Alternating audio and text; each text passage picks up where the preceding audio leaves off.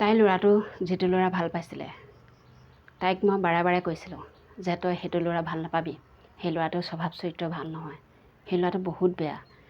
আগতেও কেইবাজনী ছোৱালীক তেওঁ গৰ্ভৱতী কৰি এনেদৰে এৰি দিছে। পিছত কাৰোলৈ বিয়া হ'ব নোৱাৰে, সমাজৰ আগত মুখ দেখুৱাব নোৱাৰে, তেনেকুৱাখিনি অৱস্থা হৈছে। গতিকে তাই কিন্তু মোৰ কথা কোনোদিন নুশুনাৰ ফলত তাই আজি এনেকুৱা এটা ভয়ংকৰ ঘটনা হৈছে তাইৰ লগত। তাইৰ নাম নীতা। তাই এজনী বহুত ভাল ছোৱালী আছিলে। শিক্ষাটো কামে বনে বহুত চোকা আছিলে। তাই ভাবিছিলে PhD কৰিম, ভাল এটা চাকৰি কৰিম, ধুনীয়া এটা জীৱন কটাম, খুব সুখে শান্তিৰে থাকিম। তাই বেছি ধনী মানুহৰ ঘৰ ছোৱালী নাছিল, কিন্তু হ'লেও তাই সপোন আশা বহুত ডাঙৰ, পৃথিৱীখনৰ নিচিনা। কিন্তু তাই হঠাতে তাইৰ জীৱনলৈ এটা ল'ৰা আহিলে, যিটো ল'ৰাৰ প্ৰলোভনত পৰি তাই পঢ়া শুনা চব ধ্বংস হ'লেই তাৰ পৰা তাই লাহে লাহে ল'ৰাটোৰ প্ৰেমত পৰিবলৈ ল'লে। প্ৰেমত পৰাৰ পিছত ল'ৰাটোৱে তাইক কাষলৈ বাৰে বাৰে টানি থাকে।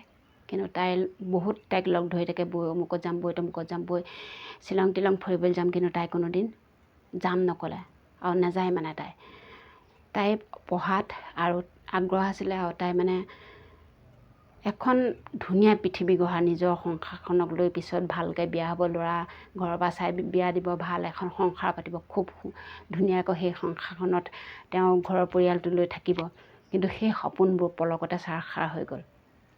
ল'ৰাটোৰ ইমানেই প্ৰলোভন দিলে তাক ভাল নাপাই নোৱাৰিলে, তাক ভাল পালে, সিমানলৈকে ঠিক আছিল।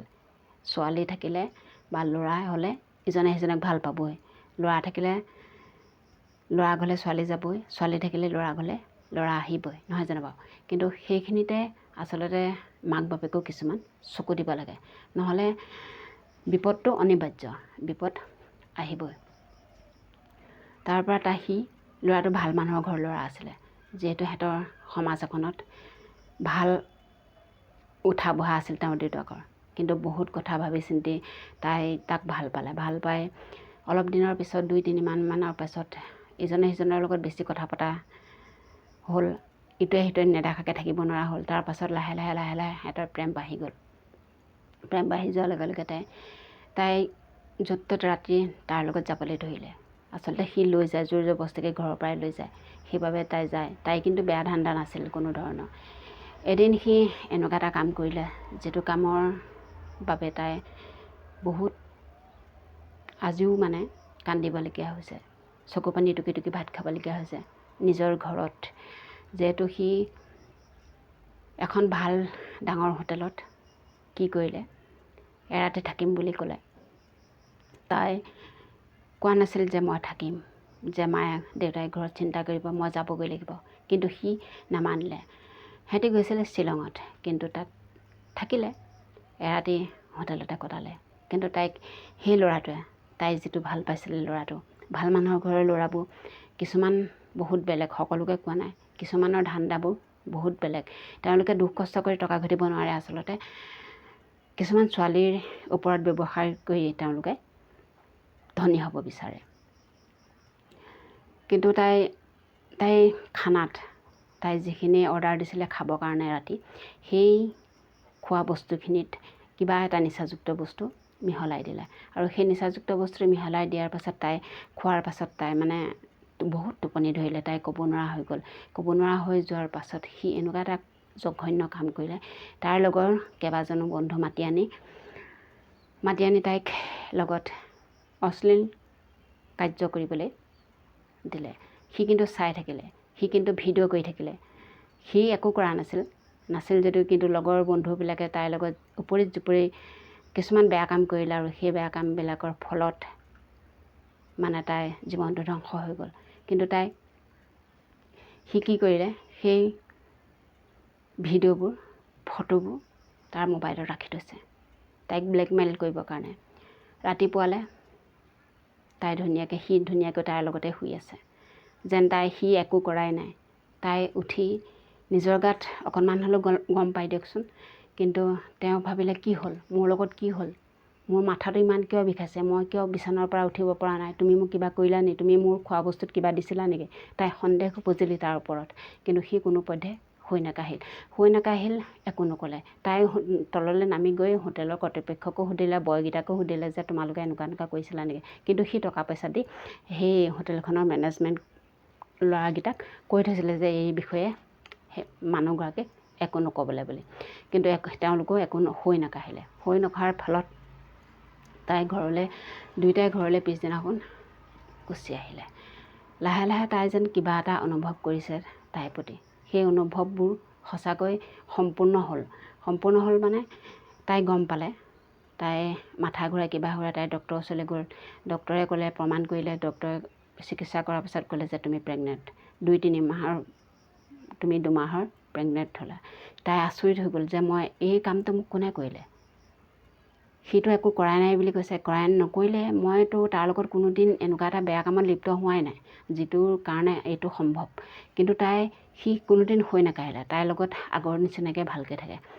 তাই লাহে লাহে তাক ক'লে, তই মোক কি কৰিলি ক, সঁচা কথা ক, তই এনেকুৱাখিনি কিয় কৰিলি মোৰ লগত। মইতো ভাবিছিলোঁ তই এটা বহুত ভাল মানুহৰ ঘৰৰ ল'ৰা, যেতিয়া মা দেউতা তোৰ ইমান ভাল, এখন সমাজত ইমান উঠা বহা কৰে, সন্মান আছে, গতিকে তোৰ সিমানে সন্মান আছে। কিন্তু সি নহয় মই একো নাই কৰা বুলিয়ে কৈ থাকে। কিন্তু ডক্টৰৰ কথাটো তাইতো মিছা বুলি ক'ব নোৱাৰে। ডক্টৰৰ প্ৰমাণ পত্ৰ দিলে, তাক বহুত গালি গালাজ কৰিলে। তাৰপাছত এৰা এৰি হৈ গ'ল।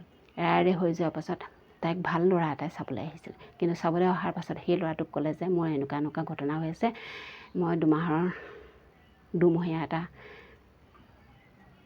প্ৰেগনেণ্ট হৈ আছোঁ, 2 মাহ হৈ আছে। কিন্তু সেই ল'ৰাটোৱে অবাক লাগিলে, কোনে কৰিলে এই কাম, যিয়ে কৰিছে তাৰলৈকে তুমি বিয়া হৈ যাবা, সেনেকৈ বুলি ক'লে। যিজন ল'ৰাই চাবলৈ আহিছিল, কিন্তু সেই ল'ৰাজনৰ ভাল কথাই কৈ থৈ গ'ল, বেয়া কথা কৈ থৈ যোৱা নাই। কিন্তু যেতিয়া গম পালে যে তাই সন্তানটো জন্ম দিম বুলি কোৱাৰ কাৰণে সি তাইক ব্লেকমেইল কৰিবলৈ ল'লে, যাহা তাহা কথা ক'বলৈ ল'লে। তাই তাৰ পাছত কি কৰিলে, তাইক জোৰ জবস্তি লৈ গৈ তাইৰ লগত আকৌ সি বিয়া পাতিম বুলি ভাল সম্পৰ্ক কৰি দেখুৱালে। তেতিয়া সি ক'লে সেই ল'ৰাটোৱে যে মই ঘৰত মা দেউতাক কৈছোঁ তোমাকে মই বিয়া পাতিম, তেওঁলোকৰ ৰাজি আছে তোমাক নিবলৈ। কিন্তু তাই ক'লে মই এতিয়া অপাৰেশ্যন নকৰোঁ এই কাৰণে নকৰোঁ যে মোৰ পাছলৈ জীৱনটো একেবাৰে ধ্বংস হৈ যাব এতিয়া অপাৰেশ্যন কৰিলে, গতিকে মই নকৰোঁ, মই সন্তানটো জন্ম দিম।